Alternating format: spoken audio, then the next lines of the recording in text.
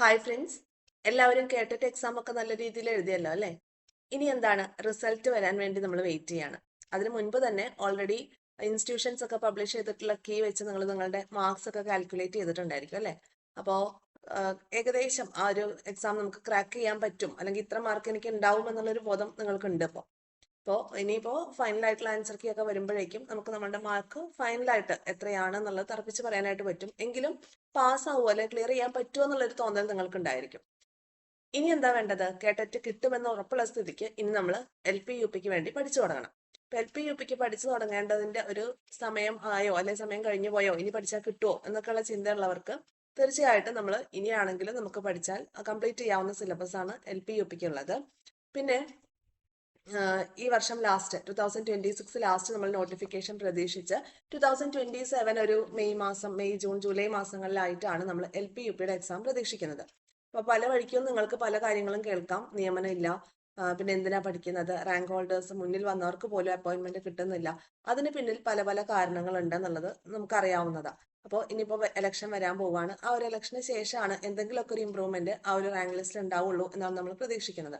അപ്പോൾ റാങ്ക് ലിസ്റ്റിൽ ഉള്ളവരെ ഞാൻ നെഗറ്റീവ് ആക്കാനോ ഒന്നും അല്ല പറയുന്നത്, അങ്ങനെയാണ് സാധാരണ. ഓക്കെ, അപ്പോൾ അത് ആ ഒരു റിയാലിറ്റി നമ്മൾ അക്സെപ്റ്റ് ചെയ്യുക. പിന്നെ ഒരുപാട് ഒഴിവുകളൊന്നും നമുക്ക് വേണ്ട, നമുക്ക് വേണ്ടത് ഒരൊറ്റ സീറ്റാണ് അല്ലെ? അപ്പോൾ റാങ്ക് ലിസ്റ്റ് ഉള്ളവർ കേൾക്കുകയാണെങ്കിൽ നിങ്ങളെ ഡിമോട്ടിവേറ്റ് ചെയ്യാനല്ല പറയുന്നത്. എന്തായാലും ഇലക്ഷൻ കഴിയുന്നതോട് കൂടിയിട്ട് നമുക്ക് ആ ഒരു റാങ്ക് ലിസ്റ്റിലുള്ള ഒരു ഇമ്പ്രൂവ്മെന്റ്, മീൻസ് ഒരു പ്രോഗ്രസ് നമുക്ക് പ്രതീക്ഷിക്കാനായിട്ട് സാധിക്കും. അപ്പൊ നിങ്ങൾക്ക് തീർച്ചയായിട്ടും നിയമനങ്ങളൊക്കെ കിട്ടും. ഇനി LP UPക്ക് പ്രിപ്പയർ ചെയ്യുന്നതോടൊപ്പം തന്നെ നമ്മൾ ഇവിടെ ഈ ഒരു പിക്ചറിൽ കാണുന്ന പോലെ എന്താണ് LP UP 2027 നമ്മൾ പ്രിപ്പയർ ചെയ്യുന്നു. അതുപോലെ തന്നെ നമുക്ക് എന്ത് ചെയ്യാം, LDCക്ക് കൂടി ആ ഒരു ഇതിനോടൊപ്പം തന്നെ ആ ഒരു പ്രിപ്പറേഷൻ മുന്നോട്ട് കൊണ്ടുപോകാനായിട്ട് പറ്റും. ഇപ്പൊ നിങ്ങൾക്കറിയാം എന്താണ് PSC ഏജ് ലിമിറ്റ് കൂട്ടിയിട്ടുണ്ട്. PSCക്ക് അപ്ലൈ ചെയ്യാവുന്ന ഏജ് ലിമിറ്റ് കൂട്ടിയിട്ട് ജനറൽ കാറ്റഗറിക്കാർക്ക് 40 വയസ്സും അതുപോലെ OBCക്കാർക്ക് 43 വയസ്സും SC STക്ക് 45 വയസ്സാക്കി മാറ്റിയിട്ടുണ്ട്. അപ്പോൾ ഈ ഏജ് തീരാൻ നിൽക്കുന്ന അല്ലെങ്കിൽ 36 കഴിഞ്ഞു, ഇനിയിപ്പോ എന്താണ് LP UP മാത്രമേ അപ്ലൈ ചെയ്യാൻ പറ്റുള്ളൂ. 40 ആണല്ലോ ജനറൽ കാറ്റഗറിയെ സംബന്ധിച്ച്, 40 ആണ് അപ്ലൈ ചെയ്യാനുള്ള വയസ്സെന്ന് പറയുന്നത്. അപ്പോൾ നിലവിൽ PSC ഏജ് ഓവർ ആയവരെ കൂടി പരിഗണിക്കാം എന്ന രീതിയിലാണ് എന്ത് ചെയ്തേക്കുന്നത്, 40 വയസ്സ് അപ്ലൈ ചെയ്യാനുള്ള ആ ഒരു ഏജ് ലിമിറ്റ് ആയിട്ട് ജനറൽ കാറ്റഗറിക്ക് 40 കൊണ്ടുവന്നിട്ടുണ്ട്. അപ്പൊ നമുക്ക് ഇനിയിപ്പോ 40 അടുത്ത് നിൽക്കുന്ന ആളുകൾ, അവർക്ക് LP UP മാത്രമേ എഴുതാൻ പറ്റുള്ളൂ എന്ന സ്ഥിതിയിൽ ഇരിക്കുന്നവരെ സംബന്ധിച്ചൊരു വളരെ ലക്കായിട്ടുള്ള ഒരു കാര്യമാണ്. കാരണം LP UPക്ക് പഠിക്കാനോടൊപ്പം തന്നെ LDCക്ക് പഠിക്കാം. 40 വയസ്സ് വരെ LDC നമുക്ക് അപ്ലൈ ചെയ്യാലോ. ജനറൽ കാറ്റഗറിയുടെ കാര്യമാണ് ഞാൻ പറഞ്ഞത് കേട്ടോ.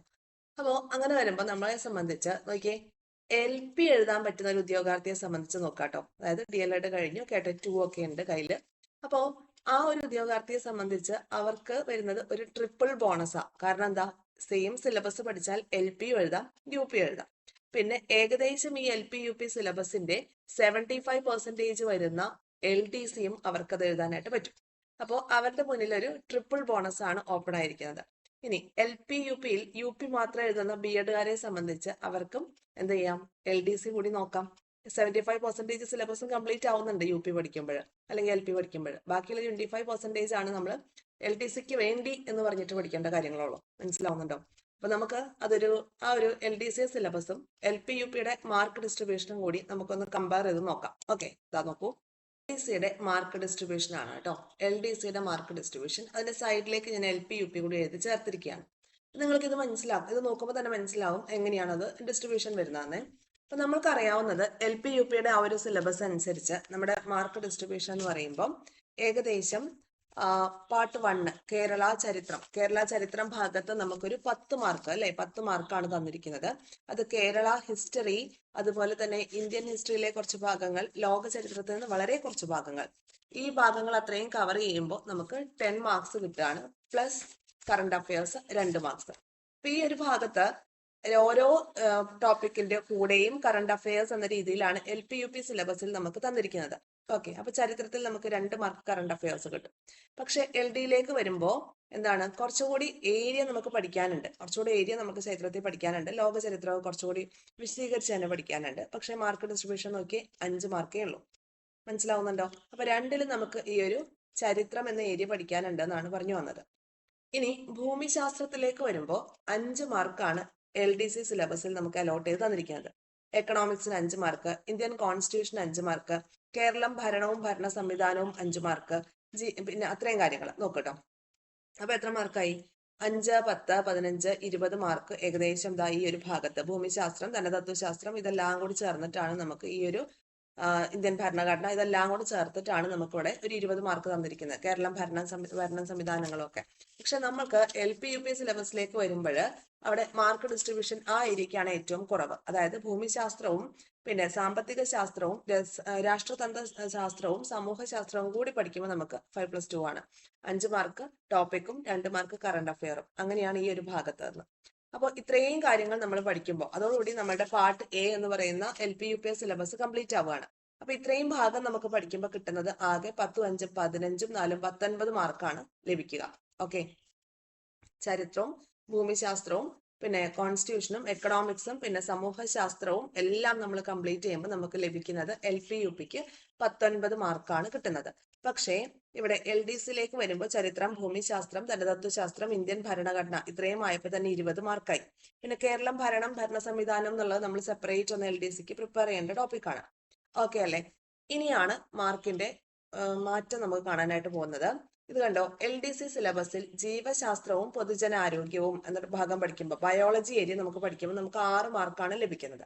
അതേപോലെ തന്നെ ഡിസ്ട്രിബ്യൂഷൻ ആണ് ഇവിടെ വരുന്നത്, LP-UPയിൽ വരുന്നത് 6 മാർക്ക് തന്നെയാണ്. പിന്നെ 2 മാർക്ക് ഇതിന്റെ കറണ്ട് അഫയേഴ്സും കൂടി ചോദിക്കും എന്നാണ് പറഞ്ഞിരിക്കുന്നത്.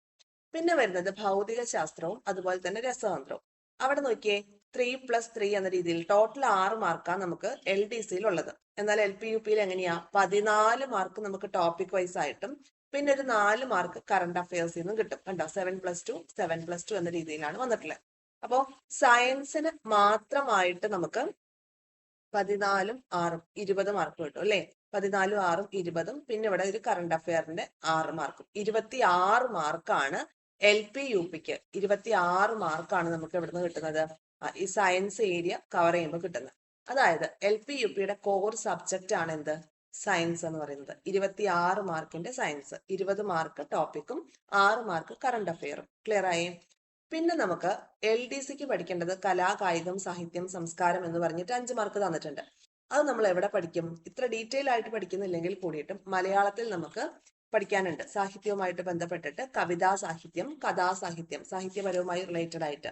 അപ്പോൾ കുറച്ച് കാര്യങ്ങൾ, സാഹിത്യത്തിലെ കാര്യങ്ങളൊക്കെ നമ്മൾ അവിടെ കവർ ചെയ്യും. നോവൽ, ആത്മകഥ, വൈജ്ഞാനിക സാഹിത്യം, ബാലസാഹിത്യം എന്നൊക്കെ പറഞ്ഞിട്ട് നമുക്ക് സാഹിത്യപരമായിട്ടുള്ള കാര്യങ്ങൾ മലയാളത്തിൽ പഠിക്കാനായിട്ടുണ്ട്.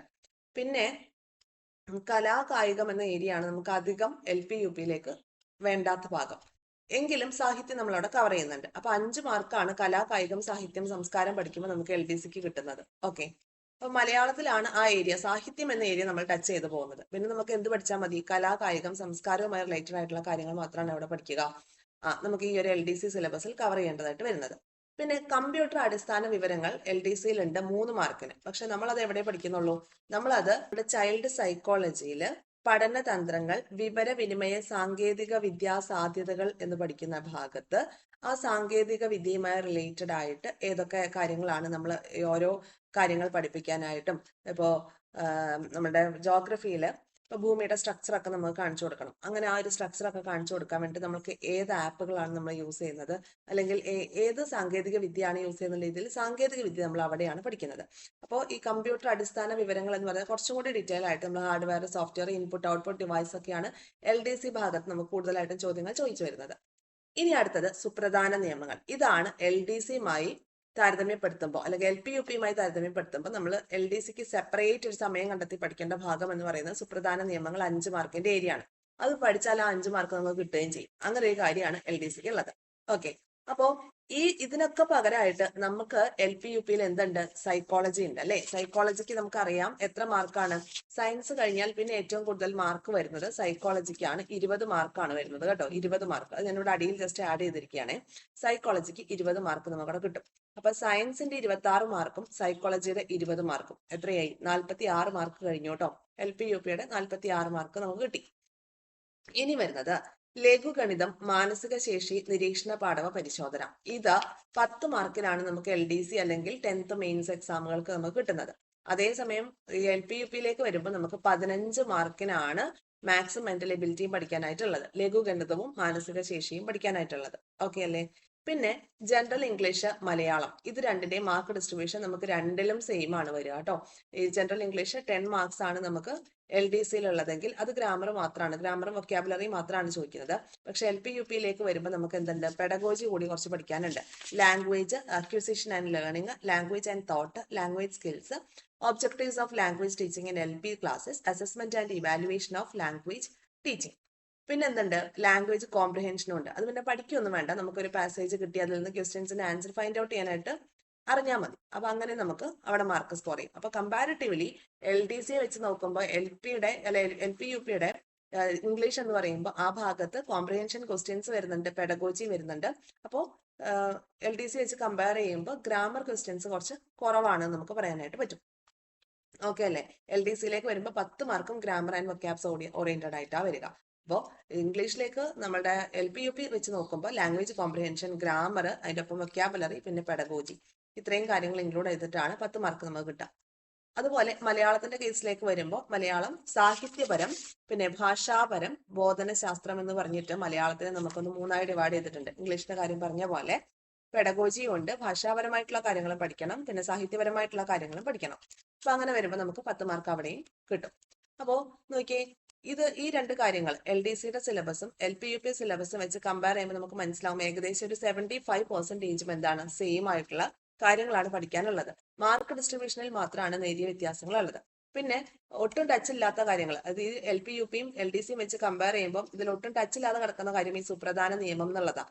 ഓക്കെ, ഈ സുപ്രധാന നിയമം നമ്മൾ LDCക്ക് സെപ്പറേറ്റ് ആയിട്ട് ഒന്ന് എടുത്തു വെച്ച് പഠിക്കേണ്ട കാര്യമാണ്. അവിടുന്ന് 5 മാർക്ക് പഠിച്ചാൽ നമുക്ക് കിട്ടുന്നതുമാണ്. ഓക്കെ, അപ്പൊ ഇതാണ് ഈ രണ്ട് കാര്യങ്ങൾ തമ്മിലുള്ള ഒരു ഡിഫറൻസും കമ്പാരിസണും. അപ്പൊ അതുകൊണ്ട് LP UP പഠിക്കുന്ന ഏതൊരു ഉദ്യോഗാർത്ഥിയും എന്ത് ചെയ്യുക, 10th ലെവൽ മെയിൻ എക്സാം കൂടി ഫോക്കസ് ചെയ്തിട്ട് തന്നെ വേണം പഠിക്കാനായിട്ട്.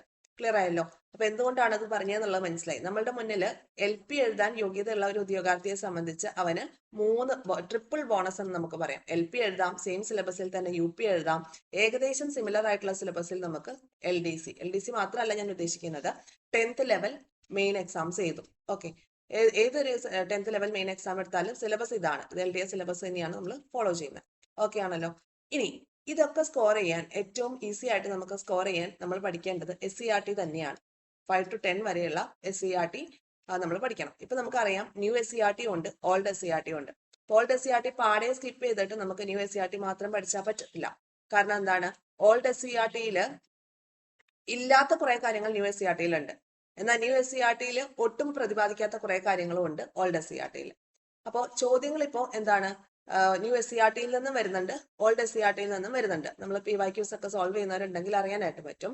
അപ്പൊ നമുക്ക് ഓൾഡ് SCERT പാടെ സ്കിപ്പ് ചെയ്തിട്ട് അങ്ങ് കളയാൻ പറ്റില്ല. കാരണം എന്താ, അവിടുന്ന് ചോദ്യങ്ങൾ വരുന്നുണ്ട്. ഇനി പോകെ പോകെ അതിന്റെ പെർസെന്റേജിലുള്ള വ്യത്യാസം വരും. അതായത് ഓൾഡ് SCERTയിൽ നിന്ന് കുറഞ്ഞ ചോദ്യങ്ങളും ന്യൂ SCERTയിൽ നിന്ന് കൂടുതൽ ചോദ്യങ്ങളും ചോദിക്കാൻ തുടങ്ങും പോകെ പോകെ. അപ്പൊ നമുക്ക് ഇത് ഏത് ഭാഗത്തുനിന്ന് വരും എന്ന് പറയാൻ പറ്റില്ലല്ലോ. രണ്ടും നമ്മൾ പഠിക്കണം. ന്യൂ SCERT നമ്മൾ നല്ല ഇമ്പോർട്ടൻസ് കൊടുത്ത് പഠിക്കുക. എന്നിട്ട് ന്യൂ SCERTയിൽ പറയാത്ത കാര്യങ്ങൾ ഓൾഡ് SCERTയുടെ അതേ ചാപ്റ്റേഴ്സ് ഒക്കെ എടുത്ത് വെച്ച് നോക്കിയിട്ട് അതിലുള്ള കാര്യങ്ങൾ കൂടി നമ്മൾ പഠിക്കണം. അപ്പൊ അതിന് വേണ്ടിയിട്ട് ഓരോ ടോപ്പിക് നമ്മുടെ LP UPയുടെ സിലബസ് എടുത്ത് വെച്ച് നോക്കുകയാണെങ്കിൽ അതിൽ ഓരോ ടോപ്പിക്കിലും ഏതൊക്കെ പോർഷൻസ് അല്ലെ ഏതൊക്കെ ചാപ്റ്റേഴ്സ് ആണ് പഠിക്കേണ്ടത്, ന്യൂ SCERTയിൽ ഏതൊക്കെ പഠിക്കണം, ഓൾഡ് SCERTയിൽ ഏതൊക്കെ പഠിക്കണം എന്നൊക്കെ പറഞ്ഞ് നമ്മൾ ഓൾറെഡി വീഡിയോ ചെയ്തിട്ടുണ്ട്, കണ്ടിട്ടുണ്ടാവുമല്ലോ. അപ്പൊ അതില് ആ ഒരു ചാപ്റ്റർ ലിസ്റ്റിനെ ബേസ് ചെയ്തിട്ട് നമ്മൾ ക്ലാസ്സുകളും നമ്മുടെ യൂട്യൂബ് ചാനലിൽ പ്രൊവൈഡ് ചെയ്യുന്നുണ്ട്. തീർച്ചയായിട്ടും ആ ക്ലാസ്സുകളൊക്കെ കാണുക. അപ്പോൾ ക്ലിയർ ആയി എന്ന് വിശ്വസിക്കുന്നു. SCERTയുടെ ഇമ്പോർട്ടൻസ് എന്താണെന്നുള്ളത് മനസ്സിലായി എന്ന് വിശ്വസിക്കുന്നു. അപ്പൊ SCERT മാത്രം പഠിച്ചാൽ മതിയോ എന്ന് ചോദ്യം വരും. SCERT മാത്രം പഠിച്ചാൽ പോരാ, കൂടുതൽ മാർക്ക് വരുന്നത് SCERTയിൽ നിന്നാണ്. ഓക്കെ, അപ്പൊ SCERT പഠിച്ചാൽ നമ്മളൊരു ഏകദേശം ഒരു 50%, 55% പഠിച്ചു എന്നാണ്. ഇനി ബാക്കി നമ്മൾ നോക്കണം. ബാക്കിയുള്ളതെന്ന് വെച്ചാൽ ഓരോ ടോപ്പിക്കും എടുത്ത് വെച്ചിട്ട് അതിൽ NCERT ലെവലിൽ എന്തൊക്കെ കാര്യങ്ങൾ പഠിക്കണം, അതുപോലെ തന്നെ റാങ്ക് ഫയലിലോ അല്ലെങ്കിൽ അഡീഷണൽ സ്റ്റഡി മെറ്റീരിയൽസിലും എന്തൊക്കെ അഡീഷണൽ പോയിന്റുകൾ ഉണ്ട് എന്നുള്ളതും കൂടി നമ്മൾ നോക്കണം. അങ്ങനെ ഓരോ ടോപ്പിക്കും തീർത്ത് പോകണം. തീർത്ത് പോകുന്നതിനോടൊപ്പം എന്ത് ചെയ്യണം, റിവിഷൻ കൂടി ചെയ്യണം എന്നുള്ളതാണ്. ഇനി നമ്മുടെ ഈ ഒരു സിലബസ് പ്രകാരം നമ്മൾ പഠിച്ചിട്ടുള്ള കാര്യങ്ങൾ ഏതൊക്കെയാണ് എന്ന് ഞാനൊന്ന് പറയാം. ഓക്കെ, നമ്മൾ മാർച്ച് 2025 നമ്മളുടെ എക്സാം വോയിസ് എന്ന യൂട്യൂബ് ചാനൽ തുടങ്ങിയതാണ്. അപ്പോൾ ഓഗസ്റ്റ് മാസം മുതലാണ് നമ്മൾ എന്ത് ചെയ്തത്, LP UPക്ക് വേണ്ടി ക്ലാസ്സുകൾ പ്രൊവൈഡ് ചെയ്ത് തുടങ്ങിയത്. ഓക്കെ, അപ്പോൾ അതിൽ നമ്മൾ തുടങ്ങിയിട്ടുള്ള കംപ്ലീറ്റ് ചെയ്തിട്ടുള്ള ഇന്ന് വരെ കംപ്ലീറ്റ് ചെയ്തിട്ടുള്ള കാര്യങ്ങൾ ഏതൊക്കെയാണെന്ന് നോക്കാം. ആദ്യം കേരള ചരിത്രം നമ്മൾ കംപ്ലീറ്റ് ചെയ്തിട്ടുണ്ട്. പഴശ്ശി വിപ്ലവം, വേലുത്തമ്പിയും പാലിയത്തച്ഛനും, കുറിച്യർ കലാപം കംപ്ലീറ്റ് ചെയ്തിട്ടുണ്ട്. അതുപോലെ കേരള നവോത്ഥാനം ഏറ്റവും ഇമ്പോർട്ടന്റ് ആയിട്ടുള്ള ആളുകളെ ആദ്യം കവർ ചെയ്യുന്ന രീതിയിലാണ് നമ്മൾ ക്ലാസ് എടുത്തത്. വൈകുണ്ഠസ്വാമി, ചട്ടമ്പി സ്വാമി, ശ്രീനാരായണ ഗുരു, പിന്നെ വക്കം അബ്ദുൽ ഖാദർ മൗലവി, ഈ എല്ലാ വ്യക്തികളെയും നമ്മൾ കംപ്ലീറ്റ് ചെയ്തിട്ടുള്ളതാണ്. വൈക്കം സത്യാഗ്രഹം, ഗുരുവായൂർ സത്യാഗ്രഹം, ക്ഷേത്രപ്രവേശന വിളംബരം കംപ്ലീറ്റ് ചെയ്ത കാര്യങ്ങളാണ്. പിന്നെ വരുന്നത് ദേശീയ പ്രസ്ഥാനം കേരളത്തിൽ 4 ക്ലാസ്സുകളിലായിട്ട് നമ്മൾ ഈ കംപ്ലീറ്റ് ഭാഗവും എടുത്തിട്ടുണ്ട്. അപ്പൊ ഇതുവരെയുള്ള ഭാഗങ്ങൾ നമ്മൾ കംപ്ലീറ്റ് ചെയ്തു. കേരള ചരിത്രം വരെയുള്ള ഭാഗങ്ങൾ നമ്മൾ കംപ്ലീറ്റ് ചെയ്തു. ഇന്ത്യൻ സ്വാതന്ത്ര്യ സമരം നമ്മൾ എടുത്തിട്ടില്ല, നമ്മൾ എടുക്കും കേട്ടോ. അപ്പൊ ഇത്രയും കാര്യങ്ങൾ കഴിഞ്ഞു. പിന്നെ ലോക ചരിത്രം, ഹാരപ്പൻ സംസ്കാരം നമ്മൾ ജസ്റ്റ് ഒന്ന് തുടങ്ങി വെച്ചിട്ടുണ്ട്. പിന്നെ SCERT ചാപ്റ്റേഴ്സിനാണ് നമ്മൾ കൂടുതൽ ഇമ്പോർട്ടൻസ് കൊടുത്ത് പഠിച്ചത്. അതുകൊണ്ട് ടോപ്പിക് വൈസ് ആയിട്ടല്ല നമ്മൾ എടുത്തത്. നമ്മൾ എടുക്കുന്ന രീതി എന്ന് പറഞ്ഞാൽ ടോപ്പിക് റിലേറ്റഡ് ആയിട്ട്. ഇപ്പോൾ നോക്കിയേ, മറ്റൊരു ഭാഗത്തേക്ക് നമുക്ക് വരാം, ഞാൻ പറഞ്ഞു തരാം. നമ്മൾ കംപ്ലീറ്റ് ചെയ്തത് ഭൗതിക ശാസ്ത്രം എടുക്കാണ്. അളവുകളും യൂണിറ്റുകളും യൂണിറ്റുകളുമായി റിലേറ്റഡ് ആയിട്ട് നമ്മൾ പഠിക്കേണ്ട SCERT ലെസൺസ് ന്യൂ SCERTയും കവർ ചെയ്യുന്നുണ്ട്, ഓൾഡ് SCERTയും കവർ ചെയ്തു. ആ രീതിയിലാണ് നമ്മൾ ഭൗതിക ശാസ്ത്രം എടുത്തത്. ഭൗതിക ശാസ്ത്രം മാത്രമല്ല, എല്ലാ ടോപ്പിക്കും നമ്മൾ കംപ്ലീറ്റ് ചെയ്ത ആ രീതിയിലാണ്.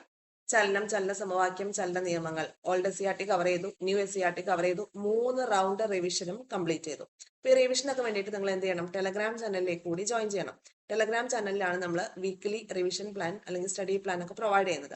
ഈ സ്റ്റഡി പ്ലാൻ ബേസ് ചെയ്തിട്ട് ഫ്രീ ആയിട്ടുള്ള എക്സാംസും കണ്ടക്ട് ചെയ്യുന്നുണ്ട്. ഓക്കെ, അപ്പൊ അതൊക്കെ ആക്സസ് ചെയ്യാനായിട്ട് നിങ്ങൾ തീർച്ചയായിട്ടും എന്ത് ചെയ്യുക? ടെലഗ്രാം ചാനലിലേക്ക് ജോയിൻ ചെയ്യുക. അപ്പൊ ഭൗതിക ശാസ്ത്രം നമ്മൾ കംപ്ലീറ്റ് ആയിട്ട് തീർത്തിട്ടുണ്ട്. SCERT കാര്യമാണ് പറയുന്നത്. NCERT നമ്മൾ പഠിക്കണം. പിന്നെ അഡീഷണൽ പോയിന്റ്സ് നമ്മൾ പഠിക്കേണ്ടതുണ്ട്. ഓക്കെ, നിലവിൽ നമ്മൾ പഠിച്ചുകൊണ്ടിരിക്കുന്നത് രസതന്ത്രമാണ്. രസതന്ത്രത്തിൽ രാസമാറ്റം, ഭൗതിക മാറ്റങ്ങൾ എന്ന ഭാഗം നമ്മൾ പഠിച്ചു.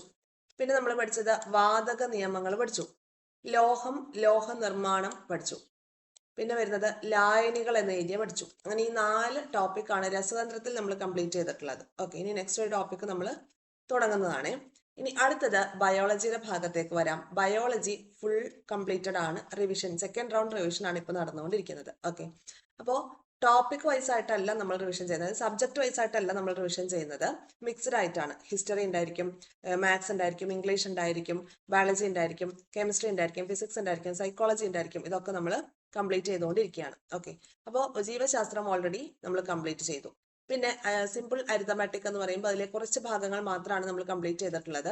നിലവിൽ നമ്മൾ ഫോളോ ചെയ്യുന്നത് ജെറിൻ സാറിന്റെ ക്ലാസ്സുകൾ യൂസ് ചെയ്തിട്ടാണ് നമ്മൾ അരിത്തമാറ്റിക്സ് പഠിച്ചുകൊണ്ടിരിക്കുന്നത്. ഓക്കെ, അത് നമ്മൾ കുറച്ച് ഭാഗങ്ങൾ കംപ്ലീറ്റ് ചെയ്തിട്ടുണ്ട്. ഭിന്നസംഖ്യ, ദശാംശ സംഖ്യ, വർഗം, വർഗമൂലം, ഇങ്ങനെയുള്ള കാര്യങ്ങൾ, പാറ്റേൺസ്, ഇതൊക്കെ നമ്മൾ കംപ്ലീറ്റ് ചെയ്തിട്ടുണ്ട്. ഓക്കെ, സമയവും ദൂരവും, ഈ ഭാഗങ്ങളൊക്കെ നമ്മൾ കംപ്ലീറ്റ് ചെയ്തു. ഇനി എഡ്യൂക്കേഷൻ ആൻഡ് ചൈൽഡ് സൈക്കോളജിക്ക് വേണ്ടിയിട്ട് നമ്മൾ ഫോളോ ചെയ്യുന്നത് DLEDന്റെ ടെക്സ്റ്റ് ബുക്കാണ്. 2 ടെക്സ്റ്റ് ബുക്ക് ഉണ്ട്, 101ഉം 201ഉം കോഡ് നമ്പർ ഉള്ള ടെക്സ്റ്റ് ബുക്ക്. അതാണ് പഠിച്ചുകൊണ്ടിരിക്കുന്നത്. അപ്പോൾ നമ്മൾ പഠിച്ചത് പഠനത്തെക്കുറിച്ചുള്ള വിവിധ സമീപനങ്ങളാണ് നമ്മൾ പഠിച്ചിട്ടുള്ളത്.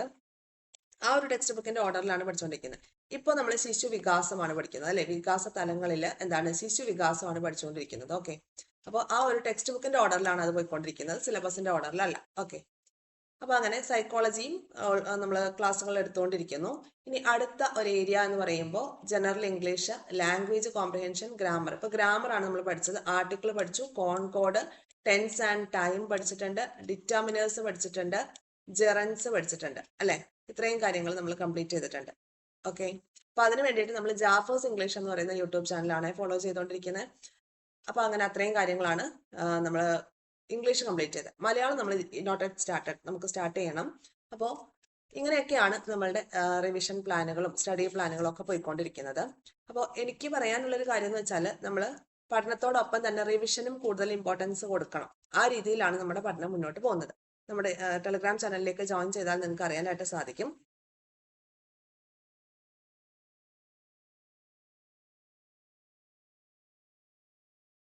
അപ്പൊ നമ്മുടെ യൂട്യൂബ് ചാനലിന്റെ കാര്യം പറയുകയാണെങ്കിൽ ഇങ്ങനെ ഒരു study plan, weekly study plan നമ്മൾ സൺഡേ ആണ് കഴിയുന്നതും സൺഡേ അപ്ലോഡ് ചെയ്യും, ഇല്ലെങ്കിൽ മൺഡേ കാലത്താണ് നമ്മൾ സ്റ്റഡി പ്ലാൻ അപ്ലോഡ് ചെയ്യുന്നത്. 5 ദിവസം നമ്മൾ പഠിക്കുന്നു, 2 ദിവസം റിവിഷൻ ചെയ്യുന്നു. സാറ്റർഡേ സൺഡേ റിവിഷന് വേണ്ടിയിട്ടാണ് യൂസ് ചെയ്യുന്നത്. സൺഡേ ഈവനിങ് ആണ് നമ്മൾ എന്ത് ചെയ്യുന്നത്? എക്സാം നടത്തുന്നുണ്ട്. അതും ഫ്രീ ആയിട്ട് തന്നെയാണ് കേട്ടോ. അപ്പോൾ ആ ഒരു എക്സാം കൂടി അറ്റൻഡ് ചെയ്യുമ്പോൾ ആ വീക്ക്ലി സ്റ്റഡി പ്ലാൻ നമുക്ക് കംപ്ലീറ്റ് ആവുകയാണ്. അപ്പോൾ നമ്മൾ യൂട്യൂബിൽ ക്ലാസ്സുകൾ അപ്ലോഡ് ചെയ്യുന്നുണ്ട്. അപ്പോൾ ആ ക്ലാസ്സുകൾ ബേസ് ചെയ്തിട്ടാണ് നമ്മൾ പഠിക്കുന്നത്. മാത്സിന് വേണ്ടിയിട്ട് ജെറിൻ സാറിന്റെ ക്ലാസ്, ഇംഗ്ലീഷിന് വേണ്ടിയിട്ട് ജാഫേഴ്സ് ഇംഗ്ലീഷ് എന്ന യൂട്യൂബ് ചാനൽ. ഇത്രയും കാര്യങ്ങളാണ് നമ്മൾ ഫോളോ ചെയ്യുന്നത്. ഇതൊക്കെയാണ് നമ്മുടെ സ്റ്റഡി മെത്തേഡ് എന്ന് പറയുന്നത്. റിവിഷൻ ഏറ്റവും കൂടുതൽ ഇമ്പോർട്ടൻസ് കൊടുക്കുന്ന രീതിയിലാണ് നമ്മൾ പഠിക്കുന്നത്.